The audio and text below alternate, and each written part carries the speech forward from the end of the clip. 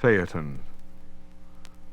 Many ages ago, when the world was new, a son was born to the god Helios, known also as Phoebus Apollo, and the nymph Clymene. Phaeton was his name. Now this lad Phaeton grew up with his mother, who, since she was mortal, could not dwell with his father, the sun god Apollo, in the halls of Olympus or in the palace of the sun. Thus she and Phaeton lived not far from the east, in the land we call Ethiopia. But always Clymene pointed out to Phaeton the place where Eos, goddess of the dawn, lighted up the sky, reminding him of his divine father, Phoebus Apollo, and where he dwelt. "There is your glorious father," she would say, as the fiery sun rode above the earth. "See how skillfully he drives his glistening chariot." And Phaeton grew very proud of his noble birth. Indeed, he boasted of it constantly to his schoolfellows. Soon he demanded homage and had to be first in everything he attempted. Most of the time he accomplished this easily, for in truth he was stronger, swifter, and more daring than the others. But even were he not victorious, Phaeton claimed to be first in honor. One day, however, Epaphus, who, it was rumored, was a child of the god Zeus himself, turned upon Phaeton. "You are an ordinary mortal," he said. "I do not believe the false stories you tell of your father. You are a fool who listens to all his mother tells him." And Epaphus laughed in contempt. Crimson with rage and shame, Phaeton rushed to his mother. "If I am indeed of heavenly birth," said he to Clymene, "give me some proof of it, and establish my claim to the honor. I must answer this insult."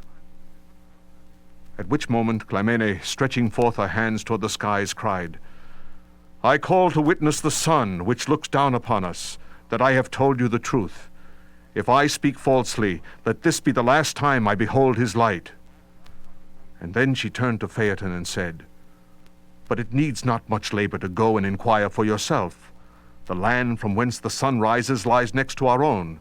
Go, and demand of him who is truly your father, whether he will own you as his son." Phaeton heard his mother with joy. He would travel to the regions of sunrise, to the palace of Apollo, to the goal from whence his parent Phoebus began his course of light. So he journeyed forth to India.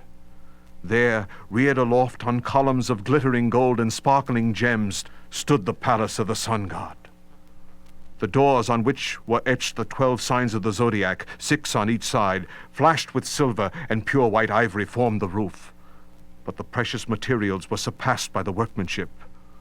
For Hephaestus, god of fire, also known as Vulcan, had built it, and though among all the beautiful gods and goddesses he alone was lame and ugly, he was yet the most talented artificer of them all. Upon the walls Vulcan had sculpted earth and sea and skies and all their inhabitants. The earth, complete in every detail, cities, forests, and fields, were formed perfectly and tinted in glorious colors. Faces were not all alike nor unlike, but as they ought to be. In the sea, nymphs sported on waves, or rode on the backs of fishes, or dried their sea-green hair as they sat upon the rocks. And over all was carved the glorious heavens. Up and up the steep ascent to the jeweled steps climbed Clymene's son, and entered the halls of his disputed father. Boldly he approached Apollo, but was forced to stop at a distance, for the light rays emanating from his father's crown blinded him. Arrayed in purple robes, Phoebus Apollo sat on his diamond-encrusted throne. On his right hand and on his left stood the day, the month, and the year, and at regular intervals the hours.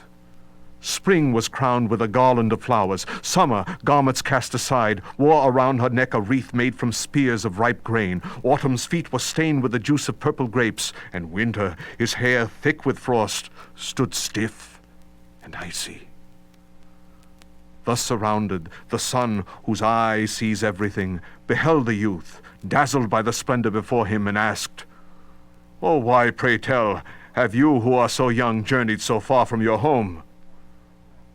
To which the youth replied, "O light of the boundless world, Apollo, my father, if you permit me to use that name, give me some proof, I beseech you, by which I may be known as yours, for I am Phaeton." Now Apollo, pleased with his son's beauty, put aside the beams that shone all about his head, and bade Phaeton approach. Then, embracing the boy, he said, "My son, you deserve not to be disowned, and I gladly confirm what your mother has told you. To put an end to your doubts, ask what you will of me. The gifts shall be yours.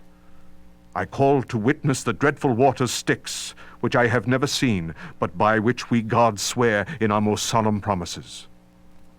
Phaeton's blood leaped with pride and excitement. Now he would prove he was divine, unlike other men. From now on he would no longer be counted with other men. "Let me, for one day, my father," he asked, "drive the chariot of the sun across the sky." Shocked at his son's request, Apollo repented his promise. Aghast, he shook his head 4 times in warning. "I have spoken rashly," he said. "This request I would fain deny. I beg you to withdraw it. It is not a safe boon, nor one, my Phaeton, suited to your youth and strength. You are a man, and your lot is mortal, yet you ask what is beyond a mortal's power. In your ignorance you aspire to do that which not even the gods themselves may do. None but myself may drive the flaming chariot of day, not even Zeus, whose terrible right arm heaves the thunderbolts." Drawing the boy to his breast, he went on. "The first part of the way is steep, my son, and such as the horses fresh in the morning can hardly climb. The middle is high up in the heavens, from whence I myself can scarcely look down and behold the sea and earth stretched beneath me without alarm.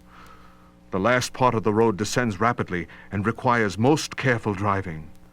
Tethys, mother of the chief of rivers of the earth, who is waiting to receive me, often trembles for me lest I should fall headlong. Added to all this, the heaven is forever spinning round and carrying the stars with it. I must be perpetually on my guard, lest that movement which sweeps everything along should hurry me away also." "And suppose I should lend you the chariot," continued Phoebus Apollo, reasoning with Phaeton. "What would you do? Could you keep your course while the universe was revolving beneath you? Perhaps you think that there are forests and cities, the abodes of the gods, and palaces and temples on the way," he went on. "No, Phaeton. On the contrary, the road is through the midst of frightful monsters.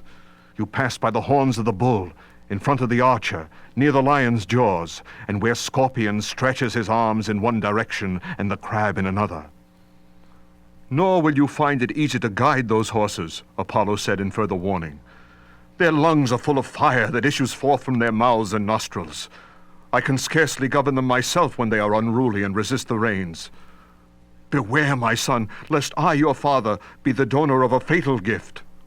Take back your request while you may, and if you ask me for proof that you are sprung from my blood, I offer as that proof my fears for you. Look at my face. Would that you could look into my heart. You would see all a father's anxiety. Look around the world. Choose whatever else you will of what earth and sea contain. Ask it, and I will not refuse. This only I beg you not to urge." Apollo looked long and tenderly into his son's eyes, but he saw that it was useless to plead with him. "Why do you hang around my neck and still entreat me?" he asked, putting the boy away from him. "You shall have your wish. The oath is sworn by the water Styx and must be kept." Resignedly, he took Phaeton by the hand and led him to the lofty chariot. The chariot was of precious gems and metals like the palace, and like the palace, the work of Vulcan. The axle was of gold, the poles and the wheels also. The spokes were of silver. Along the seat, chrysolites and diamonds reflected even more brilliantly the brightness of the sun. Phaeton gazed in wonder. Then early dawn threw open the purple doors of the east, setting before him a pathway strewn with roses. The stars, marshaled by the day star, slowly withdrew. The moon began to fade, the earth to glow. Now Apollo ordered the hours to harness the horses. They led forth from the stable magnificent steeds, full fed with ambrosia, and attached their reins. Then the father bathed the son's face with a powerful unguent to make him capable of enduring the brightness of flame. And then Phoebus Apollo took the rays from his head and set them upon Phaeton's brow. At least in this, my son, he said with a sigh of foreboding, heed my advice. Spare the whip and hold tight to the reins. Do not take the straight road directly between the 5 circles, but turn off to the left. Keep within the limit of the middle zone and avoid the northern and southern alike. The marks of my wheels will serve to guide you. And that the skies and the earth may each receive their due share of heat, go not too high, or you will burn the heavenly dwellings, nor too low, or you will set the earth on fire. The middle course is safest and best. Now night is passing, and we can delay no longer. I leave you to your fate. Though if at last you will benefit from my advice, stay here in safety, and I will light and warm the earth. But Phaeton would not change his mind, and sprang at once into the chariot, and grasped the reins, thinking if only his schoolmates could see him now. Lightly he shouted thanks to Apollo, who stood by sadly. The horses snorted impatiently and stamped their feet. Apollo signaled. The bars were let down, and the boundless plain of the universe lay before Phaeton. He stood erect as the horses leaped forward. They cleaved the clouds, outrunning the morning breezes. Yet soon the steeds realized the load they pulled was lighter and less in control than usual. As a ship without ballast is tossed about on the sea, so the chariot, without Apollo's weight and skill, was dashed about the heavens, the animals rushing headlong, leaving the traveled road. Alarmed, Phaeton tugged at the reins, but in vain. His arms were not strong enough to control the maddened beasts. Past the great bear and the little bear they careened, scorching both badly. Then past the serpent coiled harmlessly around the North Pole, reviving its rage as they scorched it too. Now hapless Phaeton looked down upon the earth spreading in vast extent beneath him, and grew pale with fear and shook with terror, and the sight of his eyes grew dim in spite of the glare all about him. What should he do? He wished with all his heart he had never touched his father's horses, nor boasted of his parentage, nor insisted upon his wish. Longingly he gazed back to where he had begun his mad journey. How far away it looked! Before him loomed Scorpion, extending 2 great arms, his tail and crooked claws stretching over the signs of the zodiac. At the sight of the menacing creature whose fangs reeked with poison, Phaeton felt his courage fail. The reins fell from his hands. Freed from all restraint, the horses dashed off into the unknown regions of the sky, hurling the chariot over the pathless places, now high up in the heavens, now almost down to earth. Phaeton wanted to call out to them, but he had forgotten their names. Soon clouds began to smoke. Mountaintops shot into flames. Fields parched, plants withered, harvests blazed. But those were small things. Great cities perished. Whole nations and their people were consumed to ashes. The smoke grew so thick the skin of Ethiopians turned black, and the Libyan desert dried up to the condition in which it remains to this very day. The Ganges bubbled, and the Nile fled and hid its head in the desert where it still hides. The earth cracked open, and the sea shrank up. Where there had once been water, there was now dry plain, and the mountains that lay beneath the waves became what we now call islands. Fishes sought the lowest depths, and dolphins no longer ventured to frolic on the surface. 3 times Poseidon tried to raise his head above the water, and 3 times he was driven back by the heat. Phaeton beheld a world of fire. The air he breathed was filled with flame and ash, and scalded his lungs. The smoke was thick as pitch. Unseeing, numb with fear and regret, he was dashed forward by the maddening beasts, he knew not whither. Finally the earth, head and shoulder bare, surrounded by the boiling waters, screened her face with her hand, and looking up at heaven called upon Zeus, king of gods. "O ruler of the gods," she cried with a voice parched by the heat, "if I have deserved this treatment, and it is your will that I perish with fire, why withhold your thunderbolts? Let me at least fall by your hand. Is this the reward for my fertility, of my obedient service? Is it for this that I have supplied herbage for cattle and fruits for men and frankincense for your altars? But if I am unworthy, what has my brother Ocean done to deserve such a fate? Think too, I pray you, of your own heaven, for if sea, earth, and heavens perish, we fall into ancient chaos. Save what yet remains to us from the devouring flame. So Zeus called to witness all the gods, including Apollo, father of Phaeton. He showed them that all was lost, lest something drastic be done at once. Then mounting the high tower from which he sent clouds abroad and hurled forked lightnings, he looked about, but could not find a single cloud to interpose for a screen to the earth. Nor was there a rain shower that had not been exhausted. There was but one thing to do. Zeus thundered, and brandishing a lightning bolt in his right hand, he launched it against Phaeton and struck him from the seat of the chariot. Aflame, Phaeton fell headlong like a shooting star, and Eridanus, the great river, received him and cooled his burning body. Immediately Apollo caught the reins of the runaway steeds and put them on their proper course, and soon the fires abated.